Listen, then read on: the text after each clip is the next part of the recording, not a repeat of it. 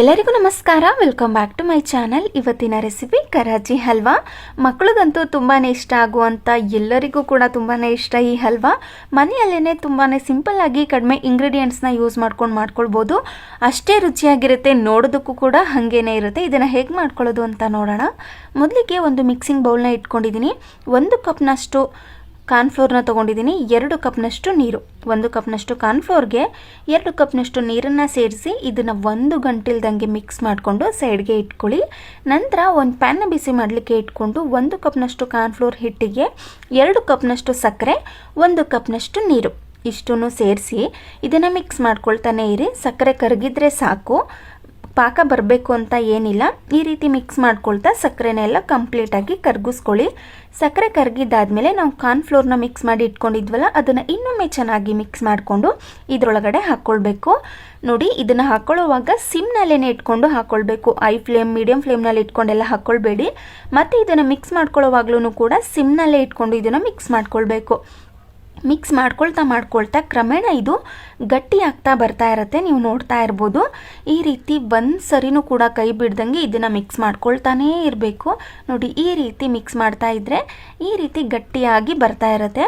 1 ಕಪ್ನಷ್ಟು ಕಾರ್ನ್ಫ್ಲೋರ್ಗೆ ಅರ್ಧ ಕಪ್ನಷ್ಟು ನೀವು ತುಪ್ಪನ ತೊಗೊಳ್ಬೇಕು. ನೀವು ಎಣ್ಣೆ ಕೂಡ ತೊಗೊಳ್ಬೋದು. ಒಂದೊಂದು ಸ್ಪೂನ್ನೇ ಆ್ಯಡ್ ಮಾಡ್ಕೊಳ್ತಾ ಈ ರೀತಿ ಇದನ್ನು ಮಿಕ್ಸ್ ಮಾಡ್ಕೊಳ್ಬೇಕು. ಒಮ್ಮೆಲೆ ಅರ್ಧ ಕಪ್ನಷ್ಟು ತುಪ್ಪನ ಸೇರಿಸ್ಕೊಳ್ಬೇಡಿ. ಒಂದೊಂದು ಸ್ಪೂನ್ ಅಥವಾ ಅರ್ಧ ಸ್ಪೂನ್ನ ಸೇರಿಸ್ಕೊಂಡು ಈ ರೀತಿ ಎಲ್ಲ ಕಡೆ ತುಪ್ಪ ಆಗಬೇಕು. ಆ ರೀತಿ ಇದನ್ನು ಚೆನ್ನಾಗಿ ಮಿಕ್ಸ್ ಮಾಡ್ಕೊಳ್ಬೇಕು. ನೋಡಿ, ಗಟ್ಟಿಯಾಗಿರೋದ್ರಿಂದ ಒಂದೊಂದು ಕಡೆ ತುಪ್ಪ ಹಾಗೇ ಕೂತ್ಕೊಂಡಿರುತ್ತೆ. ಹಾಗಾಗಿ ಇದನ್ನು ಚೆನ್ನಾಗಿ ಮಿಕ್ಸ್ ಮಾಡಿಕೊಂಡ್ರೆ ಎಲ್ಲ ಕಡೆ ತುಪ್ಪ ಹೋಗಿ ಚೆನ್ನಾಗಿ ಇದು ಬೇಯುತ್ತೆ.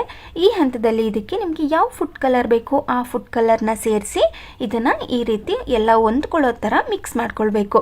ನಂತರ ಸಣ್ಣದಾಗಿ ಹೆಚ್ಚಿಟ್ಕೊಂಡಿರುವಂಥ ಗೋಡಂಬಿನ ಸೇರಿಸ್ಕೊಂಡಿದ್ದೀನಿ. ನೀವು ಬೇಕಿದ್ರೆ ಬಾದಾಮ್ ಕೂಡ ಸೇರಿಸ್ಕೊಳ್ಬೋದು. ನೋಡಿ, ಈ ರೀತಿ ಸೇರಿಸಿ ಫುಡ್ ಕಲರ್ ಎಲ್ಲ ಕಡೆ ಆಗಬೇಕು. ಆ ರೀತಿ ನೀವು ಇದನ್ನು ಮಿಕ್ಸ್ ಮಾಡ್ಕೊಳ್ಬೇಕು. ನೀವು ಯೆಲ್ಲೋ ಕಲರ್ ಫುಡ್ ಕಲರ್ ಕೂಡ ಸೇರಿಸ್ಕೊಳ್ಬೋದು, ಗ್ರೀನ್ ಸೇರಿಸ್ಕೊಳ್ಬೋದು, ರೆಡ್ ಸೇರಿಸ್ಕೊಳ್ಬೋದು, ಯಾವ ಕಲರ್ ಆದ್ರೂ ಸೇರಿಸ್ಕೊಳ್ಳಿ. ಬಟ್ ಹಲ್ವಾಗಳು ನಾರ್ಮಲಾಗಿ ಈ ಕಲರ್ ಚೆನ್ನಾಗಿ ಕಾಣಿಸ್ತಾ ಇರುತ್ತೆ, ನೋಡೋದಕ್ಕೂ ಕೂಡ ತುಂಬಾ ಚೆನ್ನಾಗಿರುತ್ತೆ ಅಟ್ರಾಕ್ಟಿವ್ ಆಗಿ ಅಂತ ನಾನು ಈ ಫುಡ್ ಕಲರ್ನ ಸೇರಿಸ್ಕೊಂಡಿದ್ದೀನಿ. ನೀವು ನೋಡ್ತಾ ಇರ್ಬೋದು, ಹಲ್ವಾ ಪಾತ್ರೆ ಬಿಟ್ಟು ಬರ್ತಾ ಇದೆ, ಹಾಗೆ ಸೈಡಲ್ಲಿ ಕೂಡ ತುಪ್ಪ ಬಿಟ್ಟು ಬರ್ತಾ ಇದೆ. ಇವಾಗ ಇದು ಪರ್ಫೆಕ್ಟಾಗಿ ಆಗಿದೆ ಅಂತ.